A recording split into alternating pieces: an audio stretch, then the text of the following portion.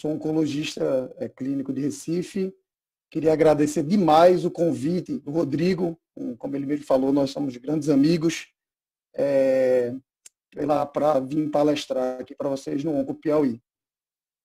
É um prazer, tá, em que infelizmente a gente não pode se encontrar pessoalmente. Queria parabenizar toda a comissão pela programação e pelo evento. Eu sei de todas as dificuldades de um evento ao vivo. E queria começar convidando vocês para outro evento ao vivo, que é um evento chamado Simpósio Norte-Nordeste de Uro-Oncologia, que vai acontecer na próxima semana, dia 2 e 3 de setembro, totalmente gratuito, cujo a comissão científica é composta por mim também e pelo Dr. Rodrigo. Então, eu convido a todos a participar, está o link do evento aqui, é só acessar que é autoexplicativo e totalmente grátis. Mas começando a palestra, foi um tema que eu achei algo desafiador, já que a oncologia é uma especialidade como as outras, com diversas peculiaridades. Então, trazer isso para a prevenção básica, ela precisa ser feita de forma... eu tive que... gastei algum tempo pensando em como trazer da melhor forma. Então, eu faço palestra para diversas indústrias farmacêuticas, mas hoje eu não tenho nenhum conflito de interesse. Então, assim, para a gente começar a falar, a gente precisa entender qual é o grande objetivo da atenção básica. Então, a atenção básica ela tem por objetivo um conjunto de ações que, no âmbito individual e coletivo, possam abranger a manutenção da saúde, seja ela promoção, proteção da saúde, prevenção de agravos, diagnósticos, tratamentos, reabilitação e a própria manutenção da saúde. É claro que a atenção básica, ela por si só, é a parte mais importante da saúde, porque ela vai fazer a triagem de quem pode ser tratado de forma ambulatorial no próprio posto de saúde, quanto quem precisa ir para um serviço de mais alta complexidade. Então, esse conjunto de ações, ele visa atender o indivíduo de maneira totalmente completa, mas atenção de saúde de um coletivo, de um grupo de pessoas. E é claro que, em necessário, esses níveis de atenção eles vão subir para níveis mais complexos, onde o tratamento mais especializado ele prepondera. Então, se a gente colocar aqui a base como a atenção da saúde, então a gente vai triar todo esse grupo de pacientes, pelo menos teoricamente era para acontecer isso, e que, à medida que vai havendo a necessidade, um grupo menor de pacientes vai precisando de uma complexidade maior e uma menor quantidade de pessoas vai precisar de uma alta complexidade de tratamento. Mas a gente está falando de câncer. Então, para a gente falar de câncer, para a gente falar de cuidados na atenção básica, a gente precisa entender qual é a realidade do problema câncer. E como minha parte ficou com a parte dos homens, eu vou me ater a ela. Se a gente olhar aqui os dados de estimativa do INCA, a gente vai ver que praticamente quase 40% dos pacientes homens que serão diagnosticados com câncer no Brasil, eles estão nesses diagnósticos: próstata, colo reto e traqueia, bronco e pulmão. Então, a gente tem uma previsão de 104 mil novos casos em 2020. E se a gente olhar aqui para Pernambuco, a gente tem uma estimativa de 3.640 novos casos de próstata, cólon e pulmão. Enquanto no Piauí a gente tem próstata, cólon e pulmão 1.700 novos casos. Então não é pouca coisa para um ano somente. Mas como a gente vai abordar a atenção básica para a oncologia? Em a oncologia sendo uma coisa tão específica, tão detalhada, eu me atentei a 3 grandes pilares. A primeira, a prevenção. A segunda, o rastreio. E a terceira, a avaliação de sintomas. Que eu acho que esses 3 pilares são os grandes focos na atenção primária, que todo médico precisa entender para poder procurar bem e não deixar de dar um diagnóstico, de pelo menos encaminhar determinado indivíduo para se tentar um diagnóstico. Então, começando pela prevenção, o que a gente define como prevenção? A redução da mortalidade por câncer por meio de redução de incidência de câncer. Então, a gente precisa trabalhar o que a gente aprende na faculdade das orientações higienodietéticas. Então, a gente pode fazer isso evitando o contato com agentes cancerígenos ou alterar isso no seu metabolismo, alterar o estilo de vida e práticas dietéticas que podem vir atrelados a maior incidência de câncer, intervenções médicas, isso aqui já numa situação de maior complexidade, mas que podem ajudar a reduzir, principalmente naquele subgrupo de pacientes com maior risco de aparecimento de câncer, que tem alguma mutação deletéria, por exemplo, e estratégias de detecção precoce. Então, a primeira coisa que todo médico da atenção básica tem que entender é que a população de diagnósticos de câncer ela está na população idosa. Se a gente olha esse gráfico aqui, a gente vê que quanto mais alta a idade, maior o aparecimento de câncer. Então, essa população ela precisa ser olhada de forma completa. Em relação, às vezes, a pequenos sintomas podem nos levantar os olhos para entender que aquilo pode ser um sinal de alerta. Então, a gente tem aí 1/3 dos pacientes com câncer com mais de 75 anos de idade. Essa população ela precisa ser vista com calma. Mas por que idoso tem câncer? Idoso tem câncer porque ele tem uma diversidade de alterações celulares e imunológicas que justificam um aumento da incidência dessa doença, seja ela por alterações a nível de DNA, uma exaustão de células que se produzem, alterações epigenéticas, perdas de situações onde vão impedir o aparecimento de células neoplásicas, instabilidades genéticas. Então, esse é o grande fator que justifica o maior aparecimento de câncer nos pacientes mais idosos. O tabagismo é outra coisa extremamente importante. O cigarro ele tem mais de 70 carcinógenos. Se a gente for enumerar o número de tumores que podem ser desenvolvidos relacionados ao cigarro, a gente vê que são muitos, principalmente o pulmão, mas esôfago, laringe, boca, garganta, rim, bexiga, fígado, pâncreas, estômago, colo uterino, cólon e reto e leucemia. Leucemias elas podem ter relação com o cigarro. O paciente que fuma, na verdade, a pessoa que fuma de uma forma mais exacerbada, ele tem uma chance que pode chegar a 20 vezes maior de câncer de pulmão do que o paciente que não fuma. E se a gente olhar esse trabalho aqui, que relacionando os tipos de câncer relacionados ao tabagismo, a gente vê que foram diagnosticados de 2009 a 2013 nos Estados Unidos mais de 600 mil casos de câncer relacionados ao cigarro. E houveram mais de 300 mil mortes. É claro que no momento onde a gente consegue fazer um trabalho para redução ou parada do tabagismo, e a gente vê isso acontecendo desde a década de 90, a gente vê que esse número ele tende a diminuir, mas mesmo assim ainda é um número muito alto. O etilismo é outra situação extremamente importante. O consumo de álcool no mundo e no Brasil ele vem aumentando cada vez mais.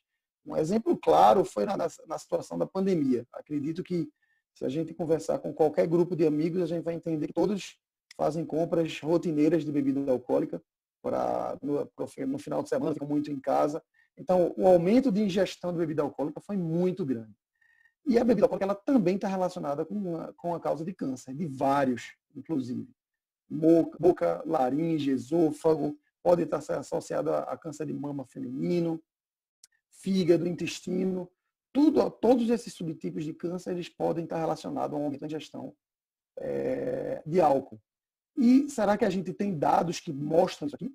Tem. A gente tem essa meta-análise de pacientes que não consumiam álcool, pacientes que tinham um consumo mais pesado, que a gente viu um aumento de praticamente 30% no risco de morte por câncer para esses pacientes que ingeriam bebida alcoólica. Uma coisa que aqui no Nordeste é muito comum, o trabalhador rural, exposto ao sol. A exposição solar também é outro fator cancerígeno que precisa ser orientado na atenção básica. As pessoas do interior que trabalham na agricultura precisam ser orientadas a se proteger do sol. Porque ele provoca o aparecimento do principal tipo de câncer, que é o câncer de pele não melanoma. E também está relacionado com um câncer de pele que é extremamente agressivo, chamado de melanoma. E eles, na grande maioria das vezes, têm uma relação direta com a exposição solar.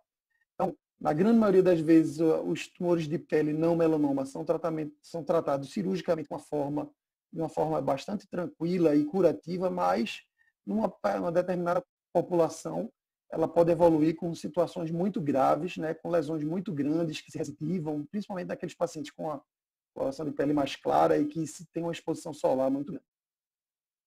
O melanoma, também relacionado com a exposição solar, ele tem uma agressividade muito maior. Ele tem percentualmente, ele é muito menos comum, mas ele tem uma agressividade que é extremamente considerável e que precisa ser olhada com calma.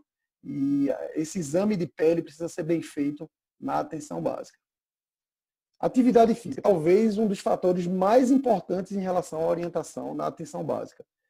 Atividade física, além de você promover sua saúde como um todo, ele também reduz a possibilidade de aparecimento de tumores. A gente vê que em alguns trabalhos eles podem chegar a cerca de 24% de redução de tumores de cólon, por exemplo.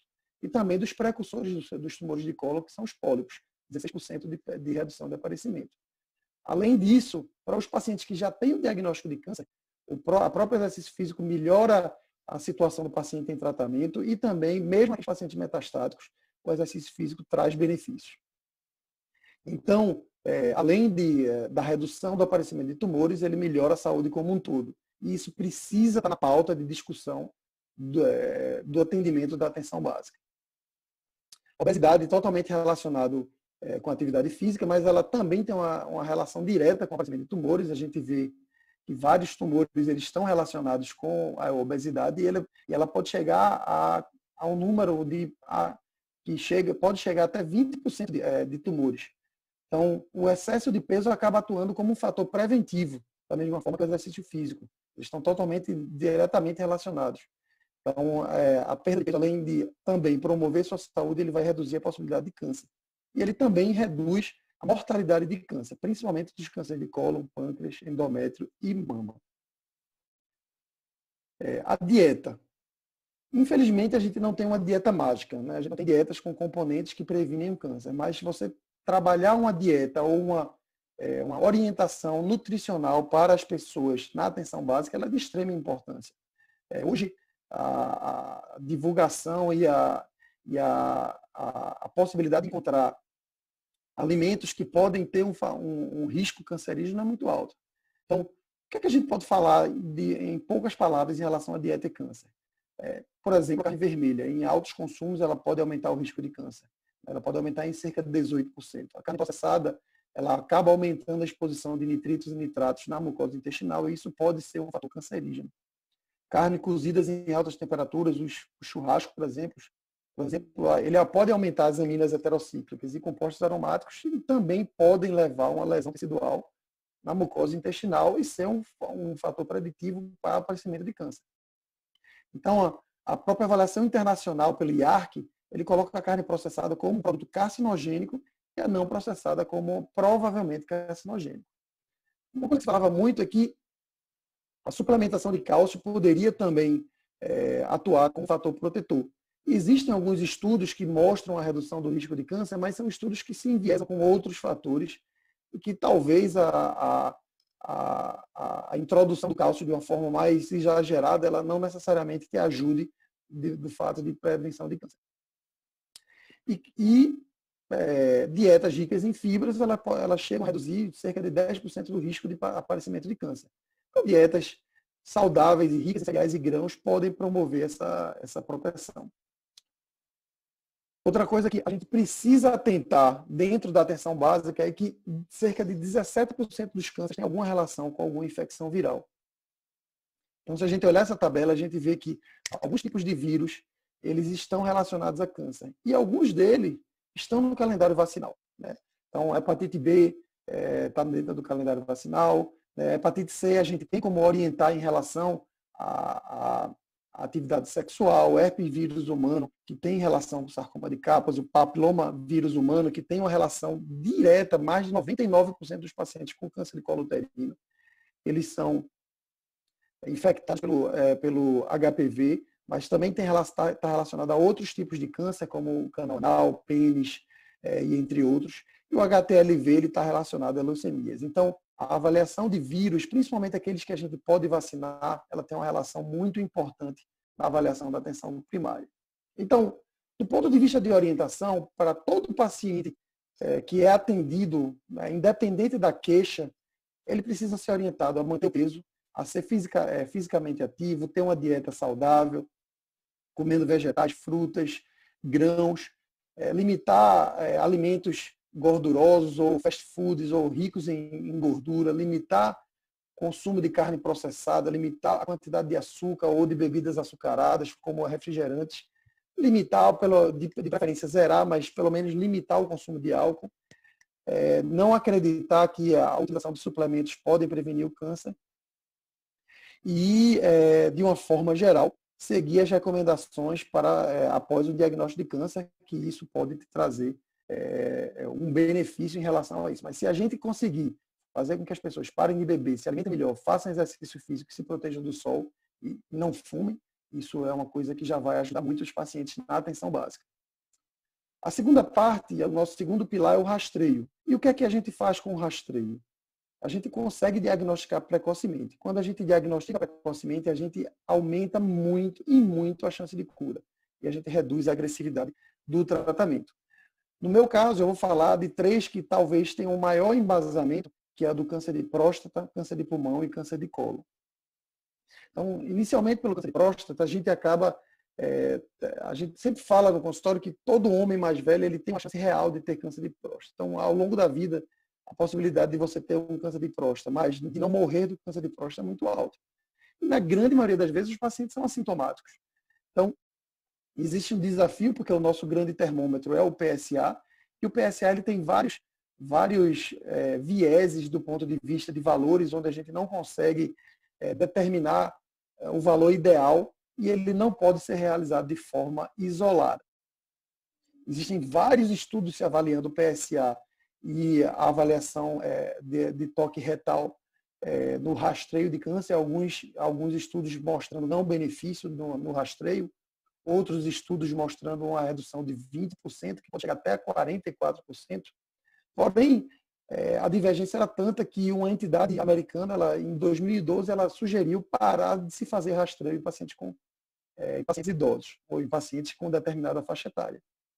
7 anos depois, eles voltaram atrás disso, porque começaram a ver que estava sendo diagnosticado mais pacientes com cânceres localmente avançados de próstata ou câncer metastático. Então, hoje em dia é rastreado sim, está no subgrupo de maior risco, né, entre 55 e 69 anos, mas se a gente entender que de 1.000 homens que são screenados para câncer de próstata, 720 terão exames negativos, 178 terão falsos positivos, 4 terão complicações de biópsia, 102 terão o diagnóstico de câncer de próstata, mas 33 não vão ficar doentes, vão morrer disso.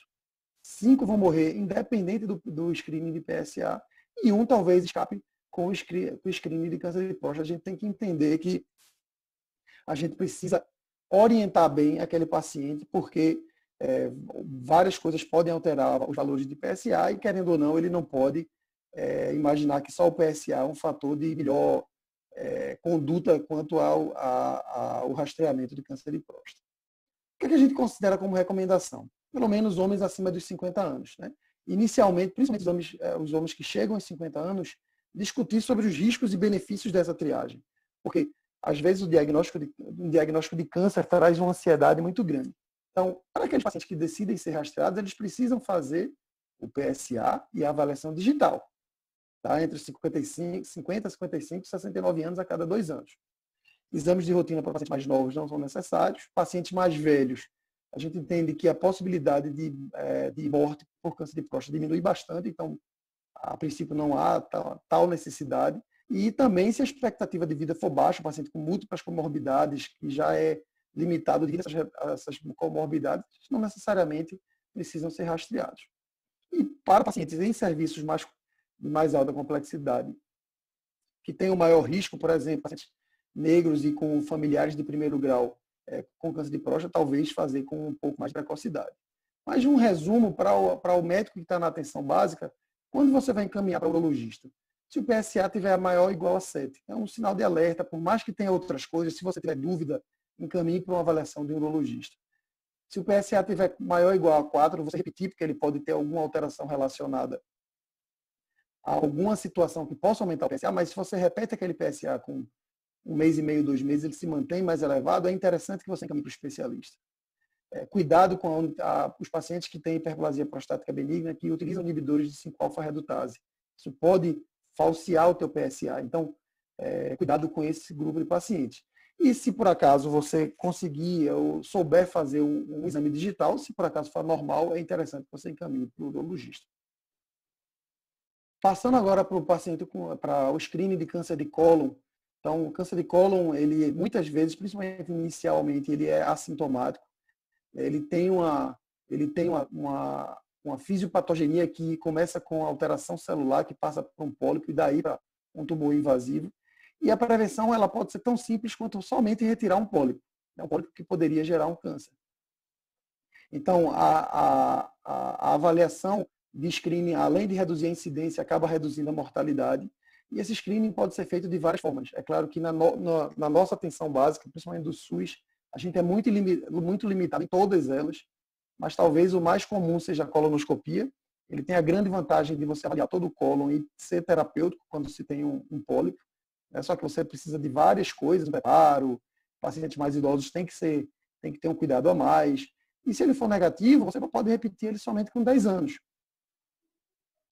Grandes barreiras relacionadas à colonoscopia são várias coisas. O medo de desconforto, as preocupações em relação ao preparo, o medo da sedação, o acesso ao exame, né, se ele tem seguro de saúde que paga isso ou não, o custo. Então, várias são as limitações da colonoscopia. É um exame invasivo que, querendo ou não, para pacientes que, principalmente os mais velhos, tem que tomar muito cuidado.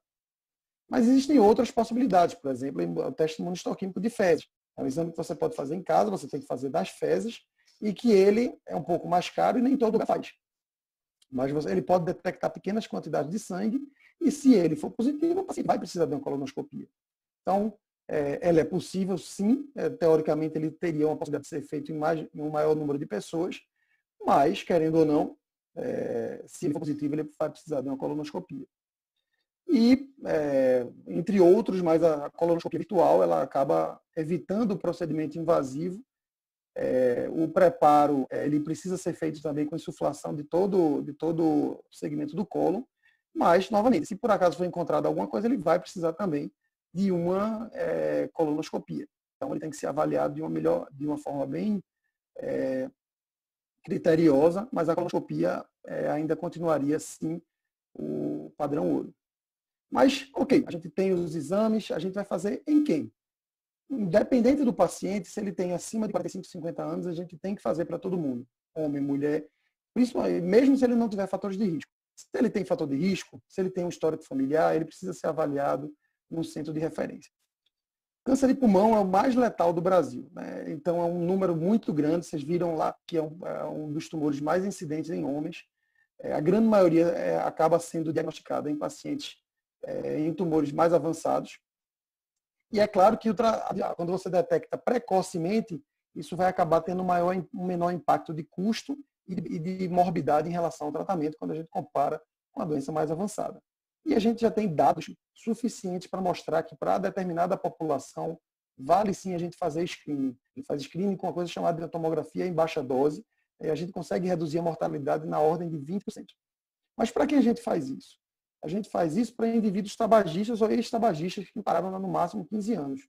Uma carga tabágica de 30 maços ano e que está entre 55 e 74 anos. Esse exame é um pouquinho mais difícil porque ele precisa de um grupo bem estabelecido para fazer a avaliação das alterações. Então, ele acaba sendo necessário ser feito num centro de maior complexidade, mas que na atenção básica vale a pena sim isso ser questionado e o paciente ser orientado a procurar esse serviço de maior complexidade, principalmente se ele se encaixar nesses critérios de alto risco. E para finalizar, o último pilar são os sintomas. Muitas vezes, a atenção básica acaba se tornando uma pequena emergência. Então, as pessoas acabam tratando muitas vezes sintomas e deixam para lá outras situações onde poderiam ser melhor avaliadas e talvez se entender uma gravidade de uma doença de uma forma mais precoce. É claro que, quando a gente fala de câncer, o local, o estadiamento e a agressividade do tumor está diretamente relacionada com esse aparecimento. Mas se você está lá na atenção básica, você tem pacientes que têm mudança da função intestinal, isso é uma coisa corriqueira e que se permanece, tanto intestinal quanto de bexiga, feridas que não cicatrizam, sangramento ou secreção incomum, engrossamento de caroço na mama, isso aqui para mulheres, né? Em outras partes do corpo, indigestão ou dificuldade de engolir, mudança recente de uma lesão de pele, tosse irritante ou rouquidão, principalmente naqueles pacientes que fumam, e uma anemia sem explicação, esse paciente ele merece uma avaliação mais criteriosa. Não necessariamente no serviço de mais alta complexidade, mas uma avaliação inicial e um olhar mais criterioso. Então, acho que com esses 3 pilares, essa avaliação de 3 pilares, se você colocar esses 3 pilares na cabeça, a gente vai conseguir, dentro da saúde primária, conduzir esses pacientes de forma muito mais rápida para um serviço de maior complexidade para diagnóstico e tratamento. Mas a gente tem um grande obstáculo, né? Sabe? Não basta a gente ter um SUS sobrecarregado, a gente pode entender e pode sempre se lembrar de tudo, mas a gente cai nessa bolha que é a saúde pública do Brasil.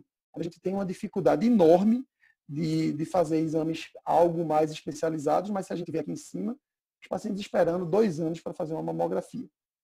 A Daniela vai falar isso melhor à frente, porque eu fiquei com a parte dos homens, mas isso talvez seja um dos grandes obstáculos na atenção primária dos pacientes que podem vir a ter algum diagnóstico de câncer.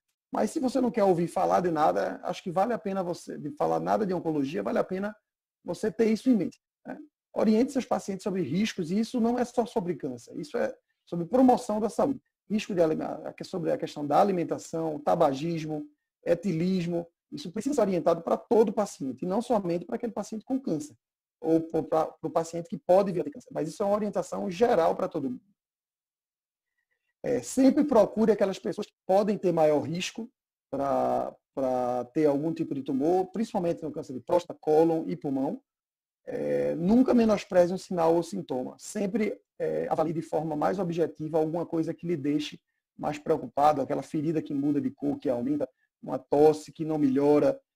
Acho que sempre vale a pena a gente se preocupar bem com isso.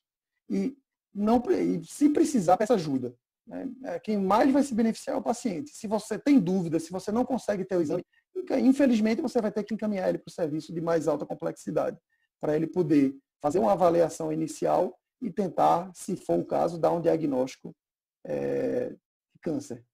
Então, eu agradeço a todos do Onco Piauí, muito obrigado pelo convite. Deixo aqui novamente o convite para o simpósio de próxima semana. O Rodrigo pode passar para vocês o link. E, Rodrigo, muito obrigado pelo convite e te agradeço pela oportunidade de falar aqui.